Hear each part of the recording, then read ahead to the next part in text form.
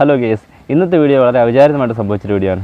കാരണം ഞാനും എൻ്റെ ഒരു കൂട്ടുകാരനോട് ഞങ്ങൾ പുഞ്ചവേൽക്കാറ്റ് എന്നുള്ള സ്ഥലത്തിൻ്റെ വീഡിയോ എടുക്കാൻ പോയതാണ്. പുഞ്ചവേൽക്കാറ്റിൻ്റെ വീഡിയോ എന്തായാലും പുറകെ വരും. നമുക്ക് അതിന് മുന്നേറ്റ് ഈ വീഡിയോ ഒന്ന് കണ്ടു നോക്കാം. പുഞ്ചവേൽക്കാറ്റിൽ നിന്ന് ഏറ്റുമാനൂരേക്ക് വരുമ്പോൾ ഏകദേശം ഒരു 50 മീറ്റർ കഴിയുമ്പോൾ തന്നെ റൈറ്റ് സൈഡിലേക്ക് ഒരു കോൺക്രീറ്റ് ചെയ്തിട്ടുണ്ടാകും. അതിൻ്റെ സൈഡിൽ തന്നെ ഒരു കനാലും കാണും. അപ്പോൾ ഈ കനാല് കണ്ടപ്പോഴാണ് ഞങ്ങൾക്കൊരു ആഗ്രഹം, ഇതിൻ്റെ അവസാനം എന്തായിരിക്കും എന്നുള്ളത് കാണാൻ ഒരാഗ്രഹം. അപ്പോൾ അങ്ങനെ ഞങ്ങൾ പോയി നോക്കിയപ്പോഴത്തേനാണ് ഈ അടിപൊളിയായ ഒരു സ്ഥലത്തേക്ക് എത്തിച്ചേർന്നത്.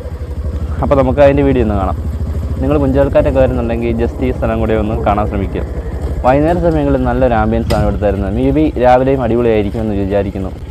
ഈ കാണുന്ന ബോട്ടുകളൊക്കെ ഈ കാണുന്ന വീട്ടുകാരുടെയാണെന്ന് തോന്നുന്നു. അപ്പോൾ എന്തായാലും ഞാൻ നിങ്ങളെ പറഞ്ഞ് ബോറടിപ്പിക്കുന്നില്ല, നമുക്ക് നേരെ വീട്ടിലേക്ക് പോകും.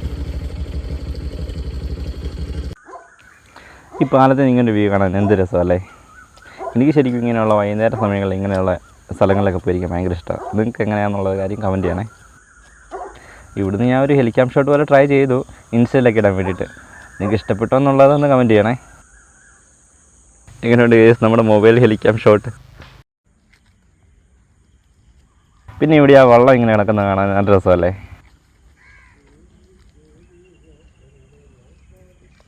ഇവിടെ ഒരു 3 കൂടിയ പുഴ പോലെ ചേരുന്നുണ്ട്.